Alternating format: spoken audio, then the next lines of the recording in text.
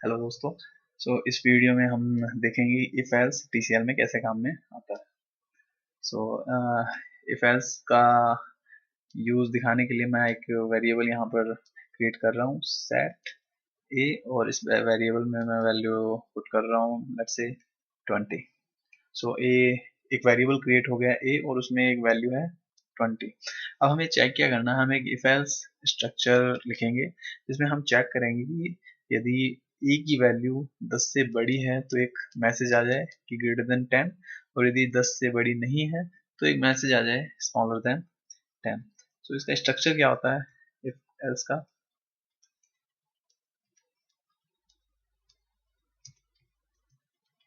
ये इसका स्ट्रक्चर होता है।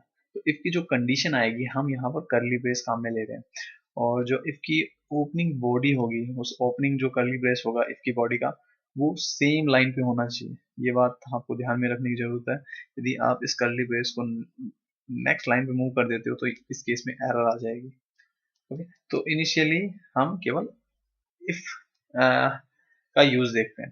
तो मैंने यहाँ पर एक कंडीशन लिख दी, ए ग्रेटर देन 10, और इसके अंदर मैंने एक मैसेज लिख दिया ग्रेटर देन 10। चलिए इसे एग्जीक्यूट करके देखते हैं।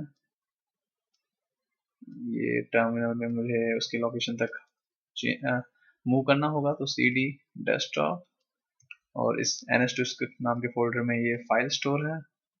अब मैं इसे एग्जीक्यूट करूंगा demo.tcl, तो ये मैसेज सक्सेसफुली एग्जीक्यूट प्रिंट हो गया स्क्रीन पे ग्रेटर देन 10। बट यदि ए की वैल्यू 10 से छोटी है उस केस में हमारा कोई भी मैसेज प्रिंट नहीं हो पाएगा। अब ये देखिए कि मैं इस करली ब्रेस को नेक्स्ट लाइन पे मैंने मूव किया है। अब मैं देखता हूँ कि कोई एरर है या नहीं है। तो अभी आप देखोगे यहाँ पर एरर आ जाएगी।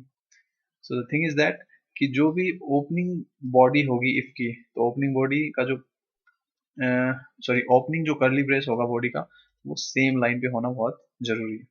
अब यहाँ पर हम एल्स पार्ट और लिख देते हैं, और एल्स पार्ट में भी सेम कंस्टेंट लगेगा कि इसकी जो बॉडी का ओपनिंग करली ब्रेस होगा वो सेम लाइन पे लिखा जाएगा। तो यहाँ हम लिख देते हैं स्मॉलर देन 10, और हम यहाँ पर ए की वैल्यू को छोटा कर देते हैं।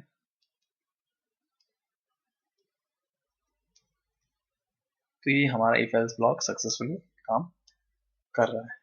तो ये एक सिंपल सा एग्जांपल है, क्योंकि हमें जब NS2 की हम स्क्रिप्ट लिखेंगे तो कभी कभी हमें ये इफ एल्स का भी काम में लेना पड़ सकता है, यदि हम उसके कोड को एक्सटेंड करेंगे या हम अपनी कोई मॉड्यूल उसमें इंसर्ट करना चाहते हैं। ये है इफ एल्स का यूसेज।